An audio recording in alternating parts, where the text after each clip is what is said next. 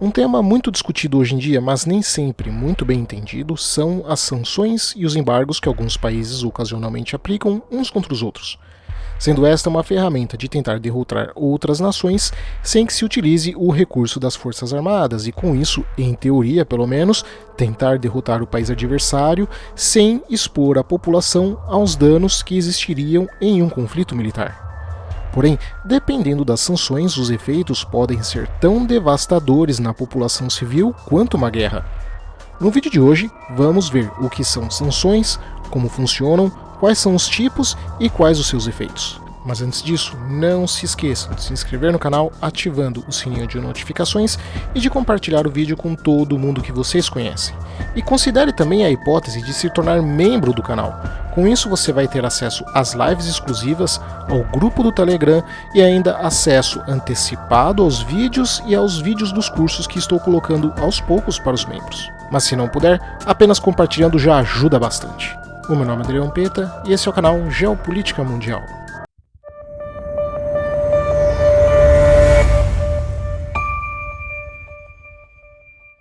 Primeiro, nós temos que definir na teoria o que são sanções e o que são embargos.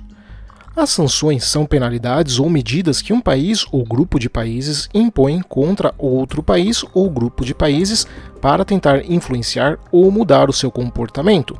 Por exemplo, Estados Unidos, Canadá, Japão e Europa não gostaram da invasão russa à Ucrânia, então aplicaram sanções contra os russos, até que eles se retirem da Ucrânia.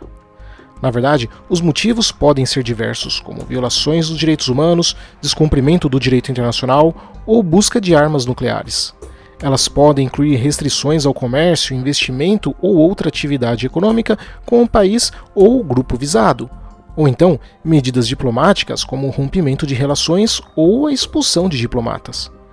Já os embargos são barreiras comerciais que impedem o comércio com uma única nação ou grupo de países de uma determinada maneira, sendo restrições legais que são vistas como poderosas medidas diplomáticas destinadas para se ter um certo resultado que vise os interesses nacionais do país que impôs esse embargo.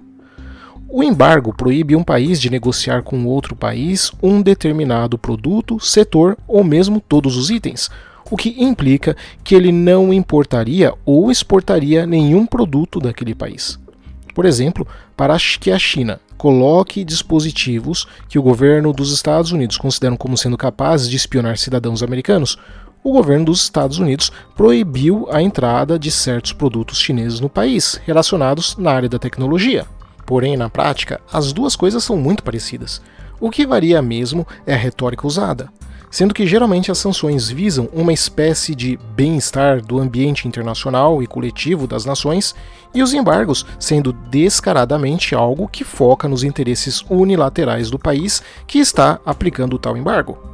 Teoricamente seria como os embargos sendo uma das formas mais fortes de sanções, já que eles visam restringir o acesso do país-alvo a recursos vitais e podem ter um impacto pesado na sua economia. Assim, existem vários tipos de sanções. Temos as sanções militares, que podem variar de ações como sendo um país expulsando uma base militar estrangeira de outro país em seu território, não permitindo a entrada de militares de um certo país, ou ainda proibindo a entrada de armas para algum país que é alvo das sanções. Temos também as sanções diplomáticas, geralmente envolvendo a expulsão de dignatários e embaixadas estrangeiras. Temos até sanções esportivas, onde nações são impedidas de participarem em eventos esportivos internacionais, como as Olimpíadas ou a Copa.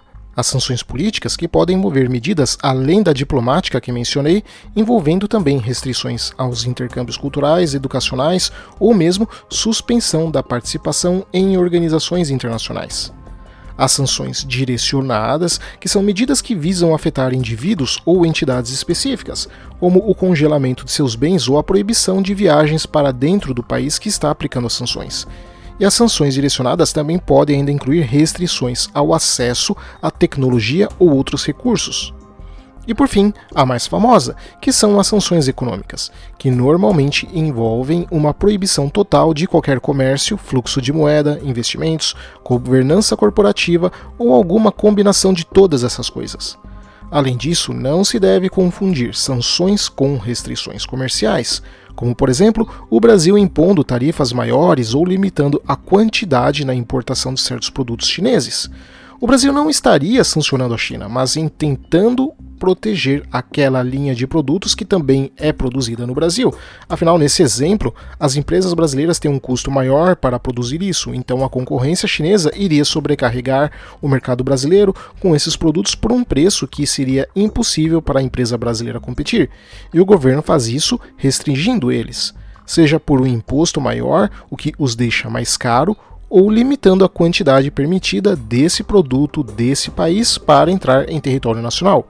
E essas restrições geralmente ou são facilmente levantadas através de negociações, ou então são ignoradas porque não são tão importantes a ponto de indispor as lideranças de Estado umas contra as outras.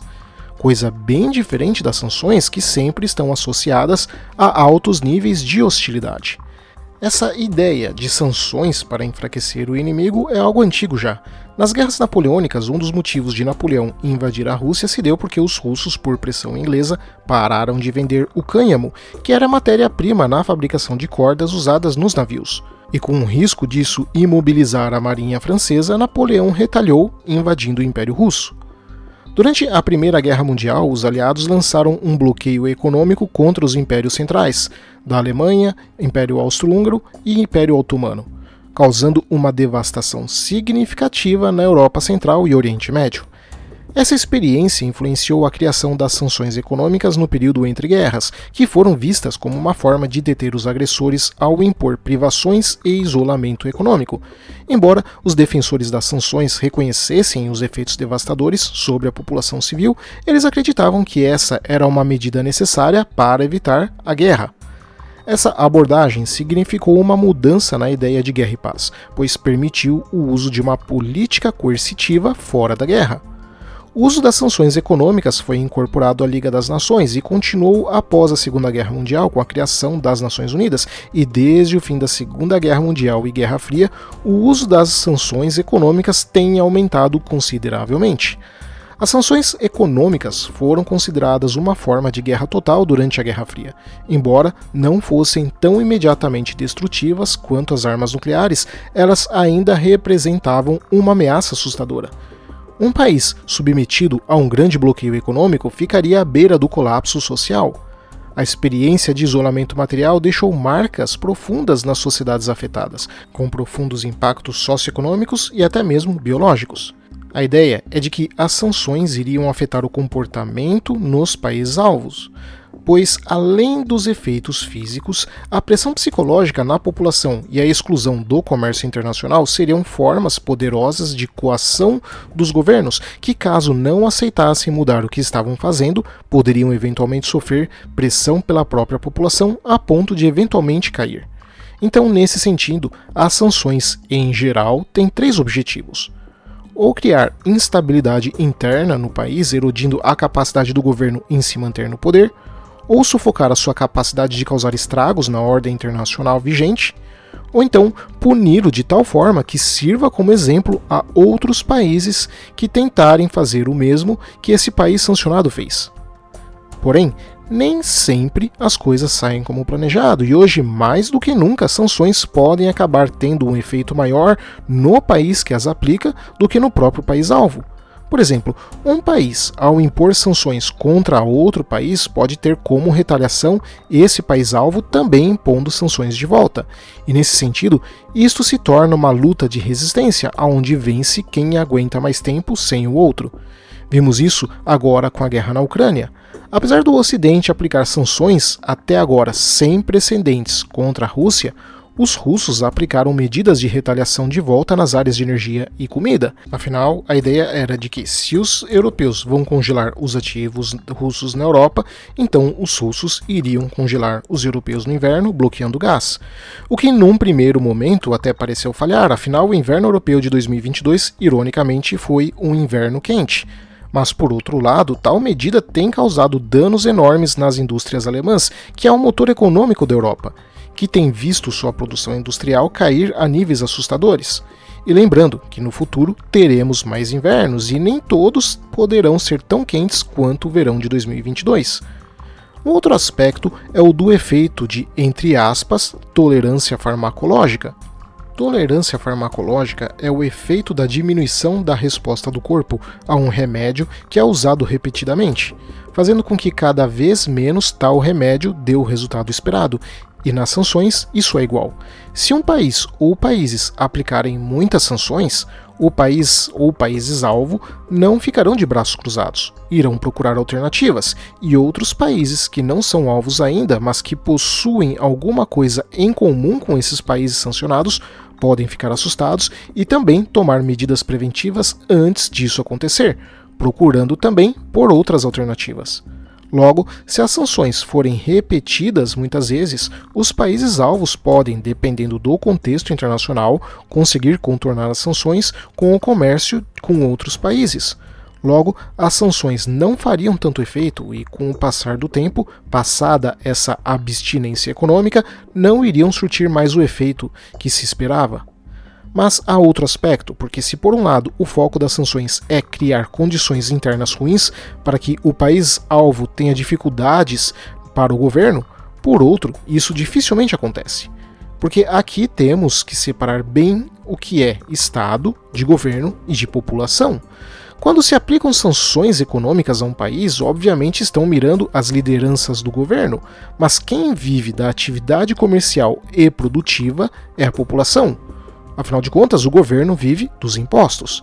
E se a população for atingida, em tese, ela iria se revoltar, mas o problema é que o governo acaba dando recursos para o setor produtivo que foi atingido, que, embora seja muito menos do que eles conseguiriam no mercado internacional, isso acaba gerando um efeito, que é o efeito da dependência.